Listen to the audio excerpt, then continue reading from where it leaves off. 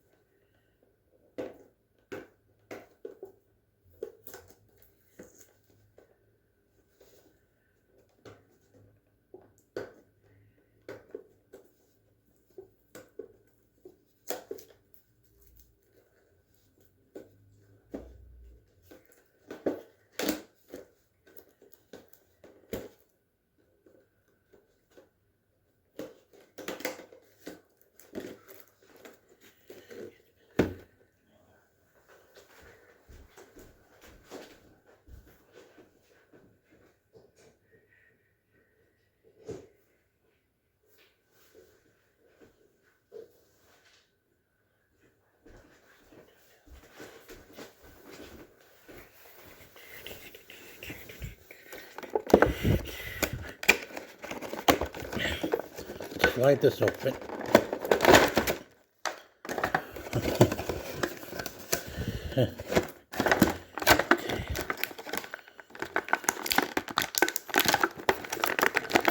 There she is, without the long sleeves. Quite impressive. As I recall, I remember seeing this version of Wanda similar to that of other shows like X-Men Evolution. Wow.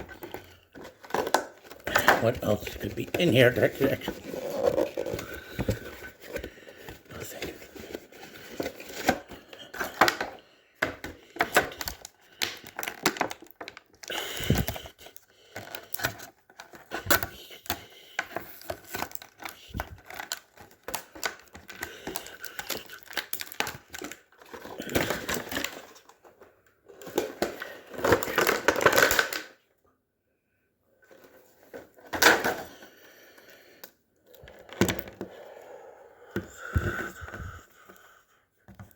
Now,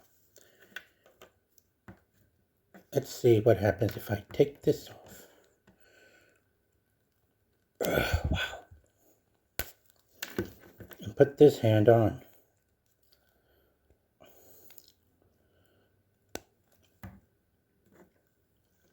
And then comes the arcane magic that's wrapped around her wrist.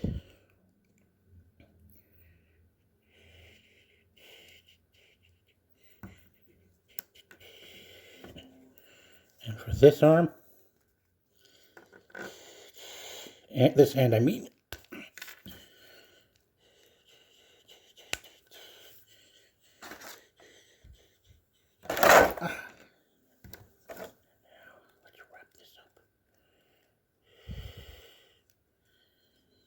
there. Hex. The hex is on with Elizabeth Olsen's Scarlet Witch. Man, quite amazing that they waited till after Endgame, the #1 big event movie of the MCU, alongside Infinity War, to have her don her iconic costume and her moniker. Man, since it was announced that Elizabeth Olsen and Aaron Taylor Johnson from Godzilla would appear as Scarlet Witch and Quicksilver in the MCU, I became interested. Quite interested to see how they would adapt as members of the Avengers. Shame that Whedon killed Quicksilver off because he was too attached to, because he and the studio were too attached to Scarlett Johansson's Black Widow, and they were too attached to Jeremy Renner's Hawkeye to kill either of those two off. Heck. They would have stood a chance against Thanos in Infinity War if Quicksilver was still alive. But hey, it is how it is. We got an epic. I'm impressed. I was relieved that she made it through the Infinity Saga, but her fate came in Doctor Strange in the Multiverse of Madness. After having done a lot of evil in that movie, just over the sake of her heartache, losing Vision, her brother Quicksilver, and not being able to have kids just like her 838 counterpart, that she went on a rampage and it possessed by the Darkhold's influence.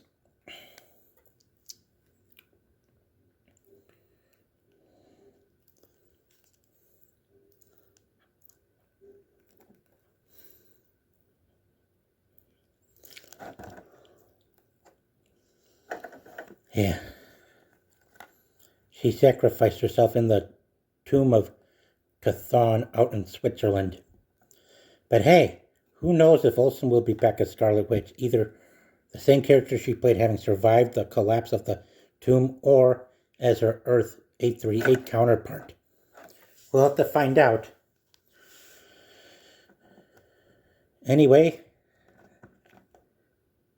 I hope you guys enjoyed this video. Be sure to subscribe to my channel and keep tabs on more I've got to offer online.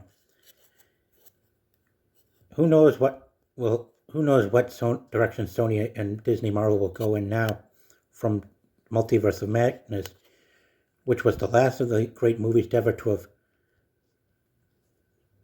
made a profit at the box office. Well, that came out as a good box office success. Thor: Love and Thunder is where it all started to collapse. And Deadpool 3 coming out this year is just a fluke, as people say.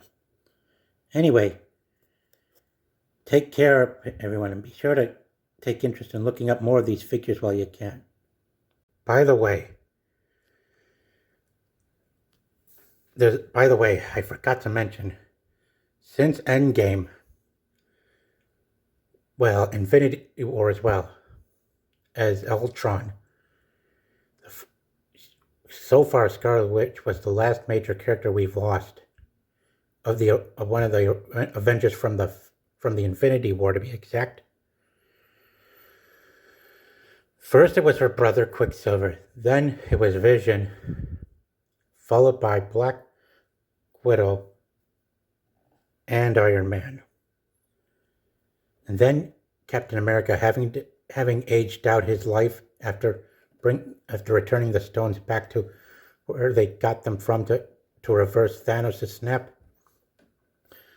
Followed by the death of Chadwick Boseman, which encouraged Marvel Studios to rid themselves of T'Challa and have him replaced by his sister. And now we lost Scarlet Witch. At least that's what I'm assuming from what I've been told. And now there's not that much star power left besides Chris Hemsworth's Thor, Mark Ruffalo's Hulk, and Tom Holland's Spider-Man, as well as Tobey Maguire and Andrew Garfield's Spider-Man. Who knows how Marvel is going to be able to keep up the star power without them going forward. See ya.